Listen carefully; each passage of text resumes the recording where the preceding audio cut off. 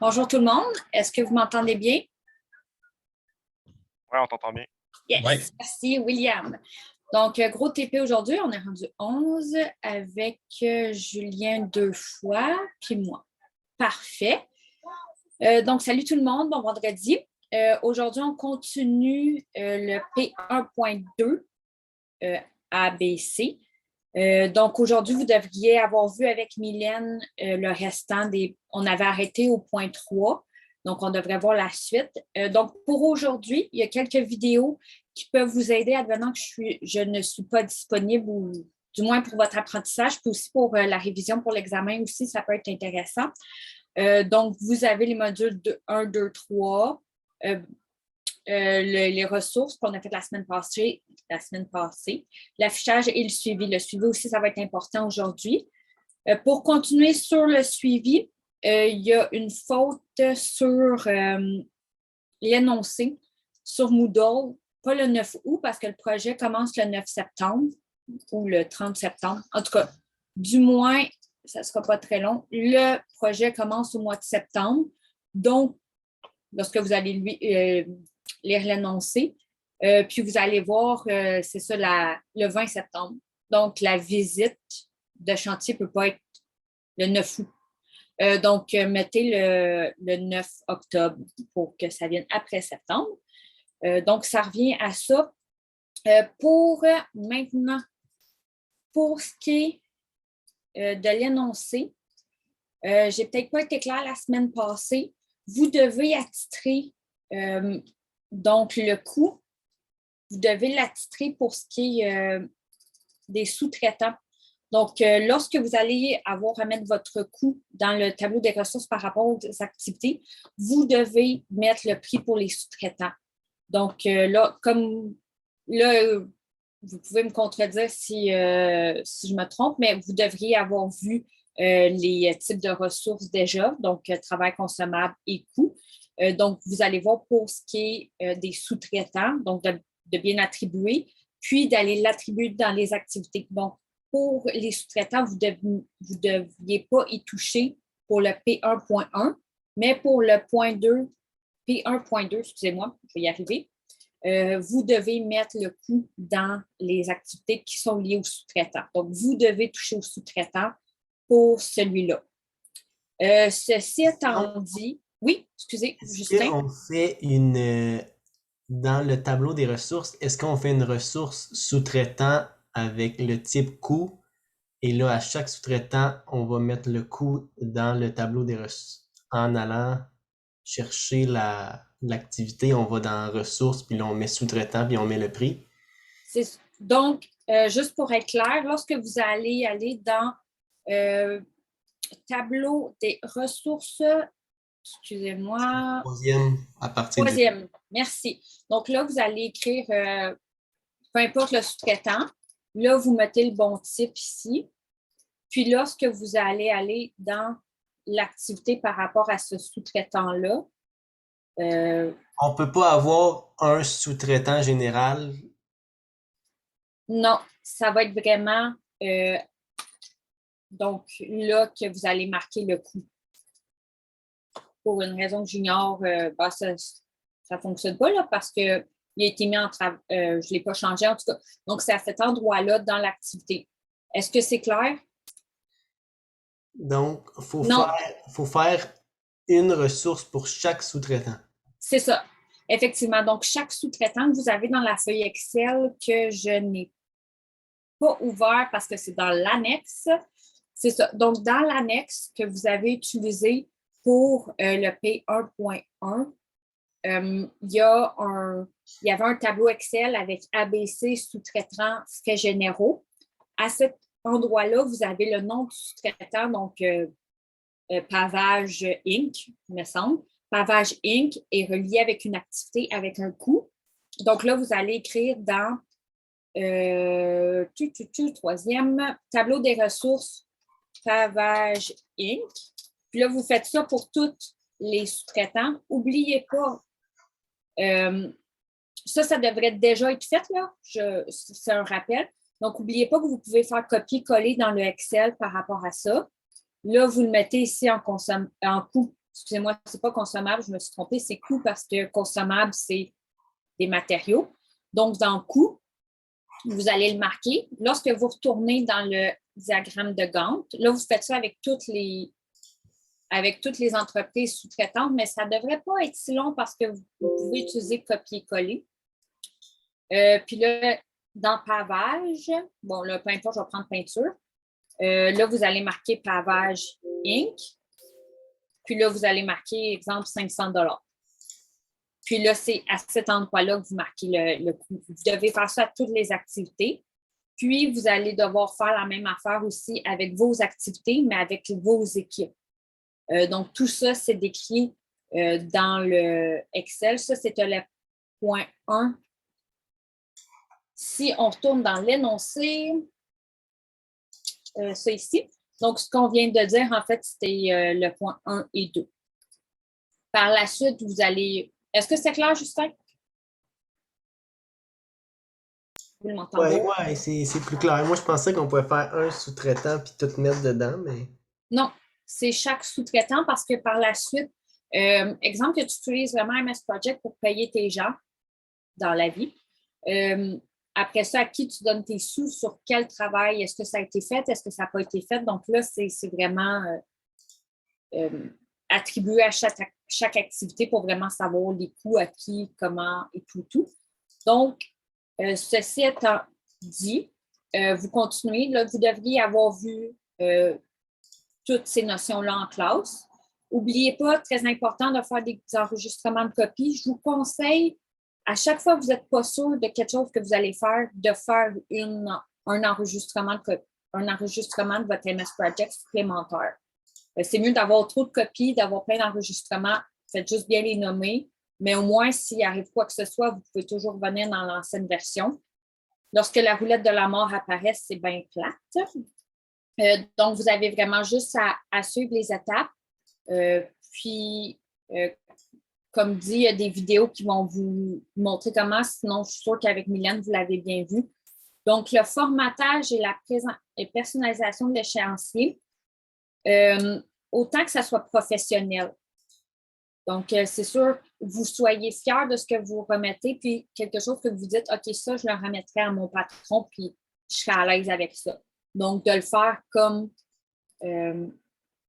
vous le présenteriez dans une entreprise. Le suivi de projet, donc toujours de bien sauvegarder. Puis, comme dit préalablement, ce n'est pas au mois d'août, au mois d'octobre. Donc, je suive les étapes. Par la suite, j'avais oublié, oui, le nivellement. Pour ce qui est du nivellement, vous devez le faire manuellement en premier. Vous devez faire aussi un enregistrement lorsque vous l'avez fait manuellement. C'est pour ajuster, par exemple, que le contremètre, vous avez normalement 0,5 contremètre par activité maximum, si ma mémoire est bonne. Ça, si advenant que le contremètre, il dépasse son temps, c'est pas grave qu'il fasse des heures supplémentaires, le contremètre. Donc, le nivellement manuel sert à votre compréhension de qu'est-ce qui est grave et pas grave à niveler. Donc, comme le contremètre, je viens de l'expliquer, c'est pas grave qu'il fasse des heures supplémentaires. Donc, de bien le niveler par rapport à ça, puis de regarder aussi dans le MS Project comment faire. Est-ce que vous avez des questions? Oui, par la suite, pour les coûts par semaine qu'il faudra mettre au niveau des ressources. Oui. Comment est-ce qu'on les met sur Project? Donc là, en fait, ça va être lorsque vous allez nommer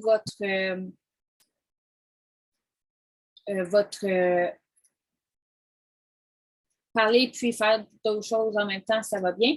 Donc, lorsque vous allez mettre le nom de la ressource, ça va être à changer dans le taux standard. Si je ne me trompe pas, c'est S. Il y a une semaine... Oui, mais c'est un type coût. C'est un type coût, non?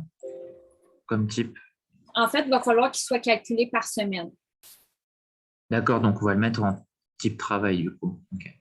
Effectivement. Donc là, il faut juste j'ai un blanc de comment l'appeler. Donc, si quelqu'un peut venir à mon secours, là, j'ai un blanc. Mais vous devez l'appeler par semaine. Puis après ça, vous allez pouvoir, il va se calculer par la suite par semaine. Quelqu'un peut me confirmer que vous avez bien vu ça avec Mylène ce matin? Mais c'est quoi qui est par semaine? C'est quelle chose qui Les est... frais généraux. Donc, Ah, il y a certains frais généraux que vous allez devoir appliquer qui sont par semaine. OK. Ça, sont où? Ça, c'est lorsque vous allez aller. Est-ce que je peux poser Là, j'ai beaucoup trop de pages ouvertes. Excusez-moi, c'est que lorsque j'ai comme plein ouvert tout pour être sûr de tout voir s'il y avait des gens qui discutaient ou quoi que ce soit, s'il y avait des gens qui avaient des questions. Fait que là, ça fait que mon Zoom prend plein de place. Donc, lorsque vous allez dans le tableau de bord, je vais juste le trouver avant de vous le montrer à l'écran. Lorsque vous allez dans le projet MS Project sur le Moodle, vous les avez, le Excel avec en dessous la page ABC, qui est votre entreprise, SS sous-traitant, puis frais généraux et frais de projet.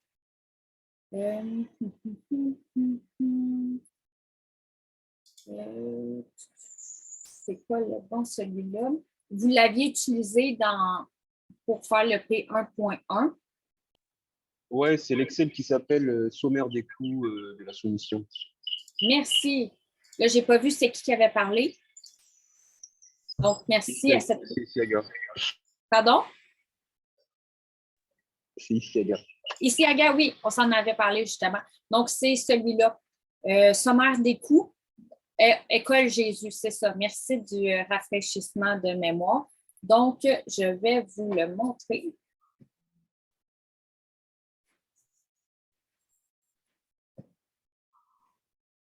Excusez-moi. Bon, on va y aller de même. OK. Bon, donc, lorsque vous allez ici, ça va être dans... C'est le Excel. Les sommaires des coûts. sommaire des Oui, coûts? sommaire des coûts, le dernier. Donc, celui-là ici, lorsque vous allez le télécharger, c'est là que vous allez chercher les frais généraux. Donc, c'est vraiment là que vous allez voir comment ils vont être chargés, puis où vous allez pouvoir le charger. Parce Est-ce que c'est... Oui, mais les montants forfaitaires des frais généraux de projet, Oui. on les met où? Ah, après ça, ça va être vous qui va les définir. Donc, c'est vous qui allez les définir par rapport aux activités. Donc, vous allez devoir faire l'annexe 1.2 ici par rapport aux frais généraux de projet. Puis là, c'est vous qui allez définir, par exemple, l'impression. Est-ce que vous facturez au début du projet, en fin de projet? Donc, c'est vous qui décidez où est-ce que ça va comme facturation. Donc, est-ce que la clôture, c'est au début de projet ou en fin de projet? OK, Allez-y. fait que c'est ça. Fait que ça, c'est notre FGP début de projet. Enfin, fait qu'il y a deux options possibles pour les frais fixes. C'est soit en début ou en fin. Oui, c'est ça, effectivement. OK.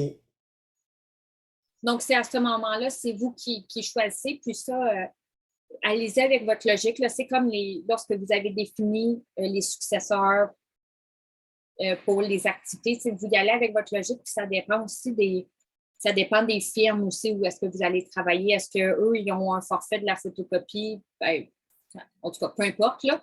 Donc, allez-y avec votre logique. Est-ce que ça répond aux questions? Si on peut Je vais... juste revenir plus haut, la première page. L'étape 4. L'étape 4. OK. Pour le nivellement des ressources, c'est quoi tu veux que vous voulez que je l'explique, Justin? Ouais, moi, c'est plus au niveau des durées puis de l'affaire pilote. On dirait que je suis pas trop sûr de comprendre comment ce qu'il faut faire, là. Vous l'aviez vu ce matin avec Mylène. Ouais, on a vu la base, là. Oui, donc, pour ce qui est, en fait, vous allez devoir mettre piloté par l'effort. Donc, en fait, procéder au nivellement des ressources.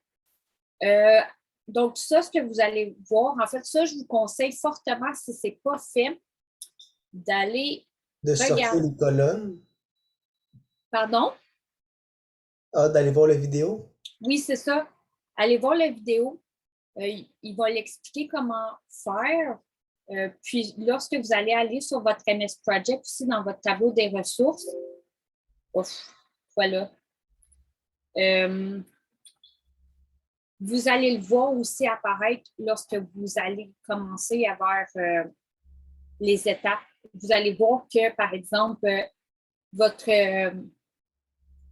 journalier, vous allez voir qu'il va être dépassé. Puis lorsque vous allez pouvoir aller jouer, soit d'aller rajouter des ressources, soit d'aller changer les successeurs pour que vous assurez qu'il n'y ait pas de conflit avec le nombre de ressources. Donc, vous allez devoir le faire manuellement au début. Ça, je vous conseille fortement d'aller voir la vidéo. Ça va vous l'expliquer vraiment étape par étape. Ça serait un peu fastidieux si je passais avec vous à travers ça, puis je n'ai pas de fichier qui me le permet. Donc, d'aller voir la vidéo, ça va vous l'expliquer bien comment faire. Donc, Justin, je vous mets sur hold pour cette question-là. Est-ce que d'autres gens avaient des questions par rapport... Oui. Moi, j'en ai une. Moi, j'en ai une par rapport à l'affectation des ressources. Tu pourrais couper ton... pardon. Je ne sais pas si vous entendez l'écho, mais excusez-moi. J'ai une question par rapport aux non attribués. Dans le tableau des frais généraux, il y en a qui sont non attribués. Je ne sais pas comment les appeler sur mon MS Project. C'est tout ce qui est gardien jusqu'à honoraire professionnel. Là. OK, je vais venir te voir. Tu es dans l'équipe... Je suis dans l'Excel, là, sommaire des coûts de la soumission. Ben, je vais venir te voir tantôt lorsque je vais ouvrir les salles. Tu es dans l'équipe 3. C'est ça, c'est l'équipe 3 ou pas? Je suis dans l'équipe 3, mais vu que je suis tout seul, mettez-moi dans l'équipe 4. OK, ben, choisissez vos salles. Là, OK. ça devient des questions un petit peu plus pointues. Je vais ouvrir les salles. Allez dans vos salles. Ici, Agathe, tu m'appelleras dans ta salle que tu vas avoir choisie. Donc, j'ouvre les salles. Je vais venir vous voir. À la fin, je vais venir me dire lorsque vous quittez, comme la semaine passée, merci beaucoup, ça a été apprécié. Comme ça, moi, je peux m'en aller lorsque tout le monde n'est plus là, ben, je vais m'en aller. Fait que... Vous devriez pouvoir y aller dans vos salles. Nous aussi, on aurait besoin d'aide après. Là. Justin, parfait. C'est juste la 4, pour le nivellement, on dirait que je vois pas. Sans problème. Donc, ouais. Justin, commencez à aller visionner une vidéo. Je vais venir vous rejoindre une fois que je vais avoir répondu ici à Agathe. C'est bon? Parfait. Merci beaucoup. Parfait. Merci, Justin.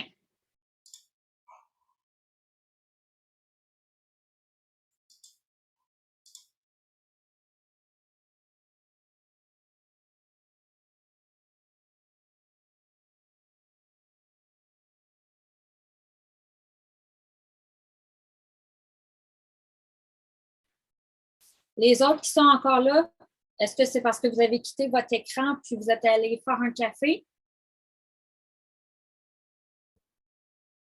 Non, je m'en vais rejoindre mon équipe. Là. Parfait, merci. Tu sais comment faire, Thomas?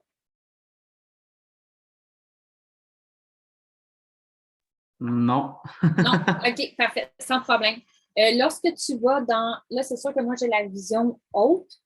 Je l'ai, more. Join breakout room. Oui, parfait. Donc, va rejoindre ton équipe. Mon équipe. Ouais, j'étais un peu dans les meubles Ikea aussi. Tu es dans les meubles Ikea, tu es en train de monter des meubles? Ouais. OK, bon, ben lâche pas. Merci.